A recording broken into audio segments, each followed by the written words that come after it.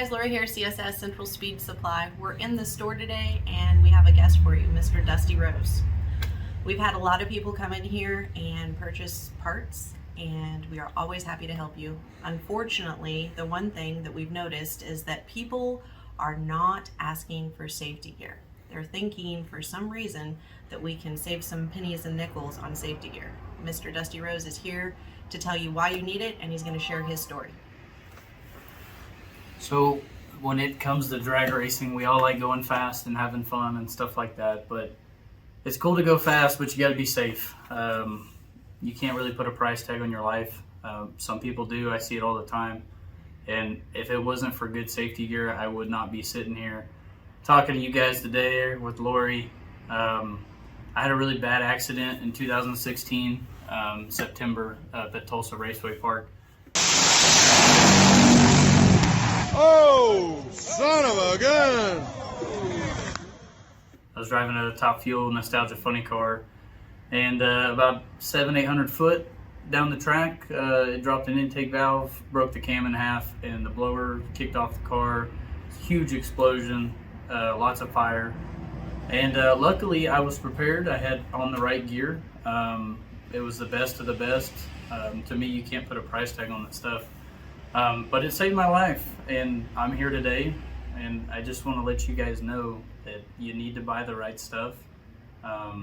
It's not worth it. I mean, you can go fast all you want, but one bad thing happens, and it could be devastating for you, your family, friends. Nobody wants to die doing what they love, and you know the drag race community is a small family, and nobody wants to go through that. And we're all here for each other.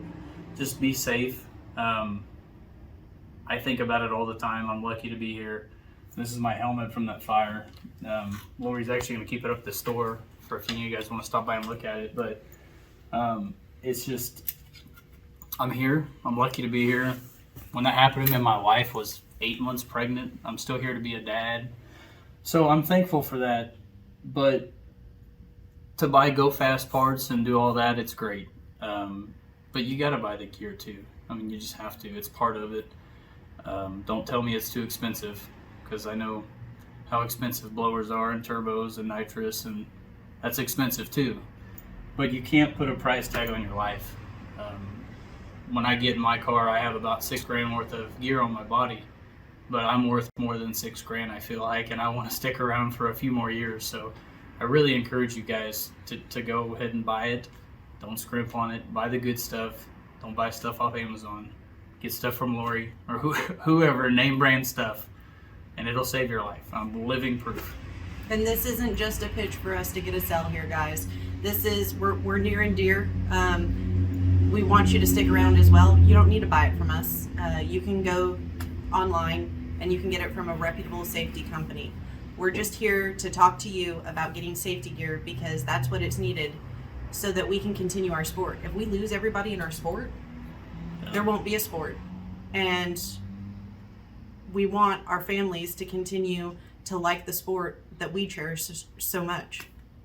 And it doesn't, like, I understand I was driving a 5,000 horsepower Nitro Funny Car, but it can happen to anything. You could have a 12-second Camaro. I don't care what it is. Something can go wrong.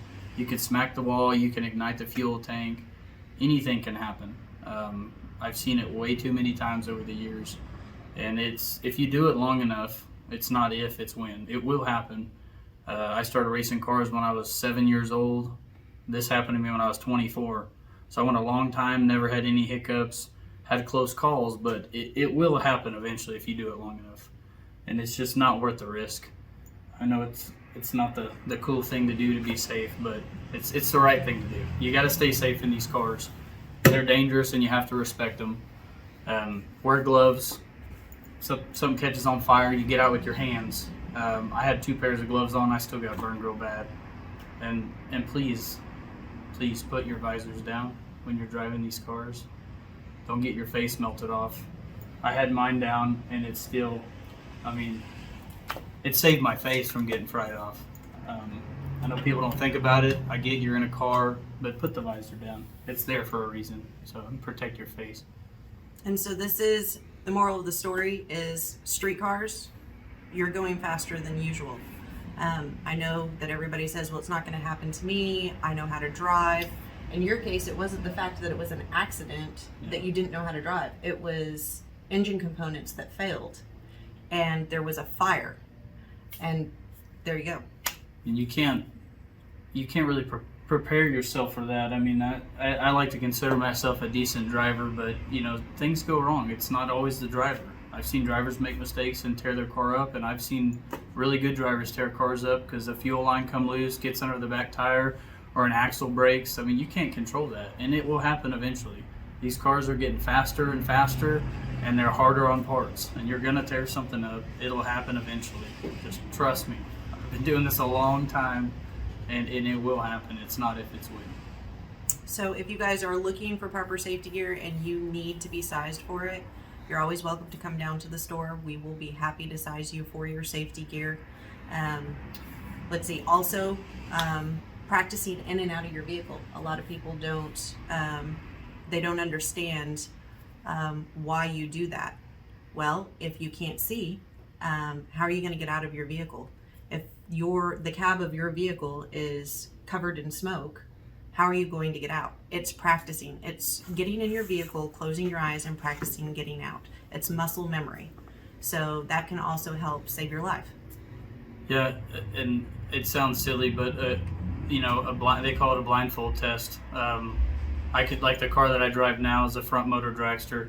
I could probably drive that thing with my eyes shut, but I've probably made over thousands of passes in that thing. This funny car, when I was driving it was my first year, is in 2016. I drove it all season long. We made some really great passes in it.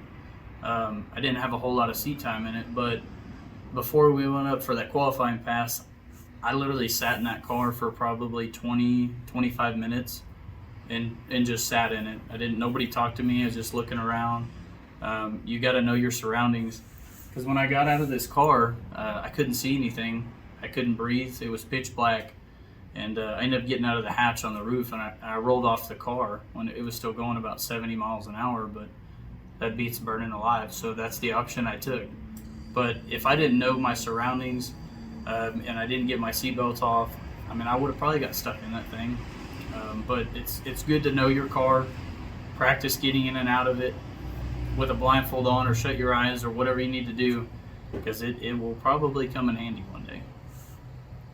So guys, with that being said, we're not trying to scare anybody. We're not trying to tell people to not participate in this sport. We want you to participate in this sport, but we want you to do it safely. Think about how you get in and out. Think about, think about your family, and think about your life. You can't put a price tag on that. Mr. Rose, thank you very much. Oh, you're welcome. Appreciate it. You guys, we're gonna keep this for a little bit. You guys come look at it. I'm a poster child for safety. If it wasn't for safety, I wouldn't be here. You're my wife and my son, and it's not worth it. Don't save a couple of dollars on safety equipment just so you can buy another jet kit for your nitrous motor or whatever it may be. It's just not worth it. There's plenty of good safety companies out there. Helmet wise, I only wear Impact. They saved my life, so I'm a believer. I'm walking proof. They make a really damn good helmet. So just do your research and get good safety gear. As always, we appreciate each and every one of you. We couldn't do it without you. Mr. Rose, thank you. Oh, you're welcome. Anytime. Bye, guys.